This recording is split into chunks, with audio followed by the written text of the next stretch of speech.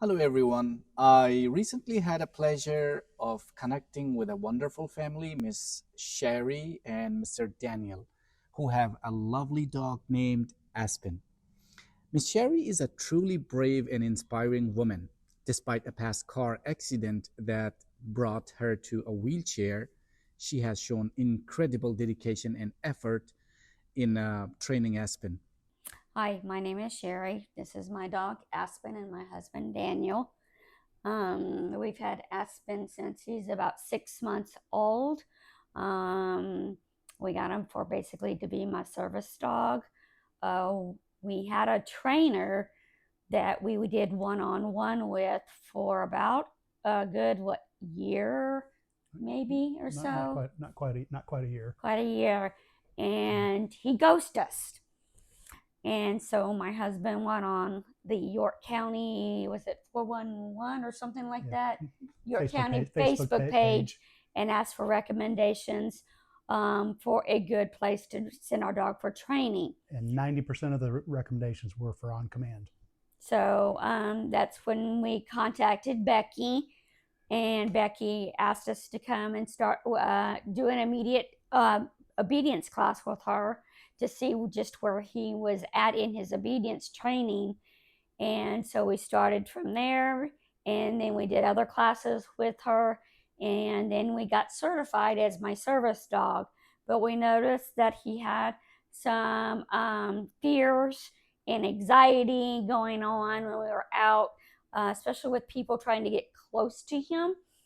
So I went back to Becky and asked if we can, if Ishan could help us, because I saw some videos on Facebook of him training with other dogs. And so we've done a lot of one on one now with Ishan, and I've seen a big difference in Aspen's behavior.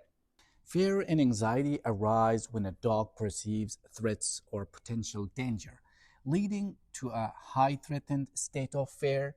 This can manifest in body language like stiff posture, lowered tail, or attempts to avoid interaction. If the dog feels concerned, it might even resort to urinating, vocalization, or nipping. Over time, these fear responses can evolve into aggression as the dog learns that these behaviors help it maintaining distance from perceived threats. That's why proper socialization is crucial. Not just taking the dog out, but doing so in a way that's safe and positive to prevent negative experiences. Now, when it comes to older dogs like Aspen, who are beyond the puppy stage, these anxiety patterns are already established, making the training a bit more challenging. That's why it's important for dog owners to seek professional guidance, especially when adopting puppies. Early education and proper training can prevent these behaviors from developing into more serious issues. In conclusion, if you are bringing a new puppy into your home, it's important to educate yourself and reach out to professionals to ensure a well adjusted, happy dog. Well, I mean, from all the training he's had, uh, especially now with Sean, is you know his anxiety is a lot less. He still has it. He still has some issues, and we're still working on that. But he is way better than he has been. He's still got a lot of work to do, but he's a lot better. Even just in the neighborhood, uh, walking around, he would used to bark at anybody he saw, other dogs. He still tries to a little bit, but just some quick corrections on the leash is usually enough to fix it, and then he carries on, which is much better than he had done before. Mr. Daniel is absolutely right. While Aspen has improved significantly, it's important to remember that progress takes time. Training isn't an overnight fix, it's a journey. When a dog is fearful, their mind is preoccupied with anxiety, making it challenging to learn new behaviors. However, Aspen's progress is evident, and I'm thrilled to see the positive changes. The ongoing support and consistent training will continue to help Aspens thrive. It truly warms my heart to see Miss Sherry and Mr. Daniel too so happy with Aspen's progress. And I'm confident that with patience and dedication, Aspen will continue to improve. How should we say? um, it's been, I think, wonderful because he's teaching us new techniques, Yeah. and I'm able to do those being in a wheelchair, where I can teach acid, so I don't have to bend down all the time. I can snap my finger, or I can just say front or side, the words, and he is doing it now, which is really helpful. So it doesn't hurt my back as much anymore.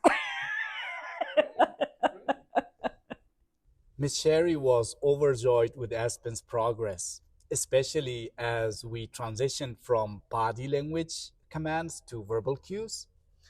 Although Aspen already had training in body language commands, we refined those skills so Miss Sherry, who uses the wheelchair, could control Aspens with a simple verbal commands or even just a snip of finger.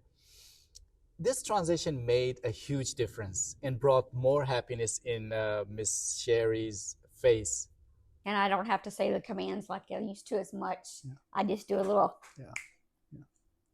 and there he goes. Yeah. Good boy. It's essential to understand that while body language training is effective, verbal commands are more advanced with verbal cues. The dog learns to associate specific words and sounds with actions, which requires consistency and patience. Ultimately, this deeper level of training ensures that Aspen can respond reliably even in more complex situations. It's truly rewarding to see Aspen thriving and Miss Sherry enjoying the progress.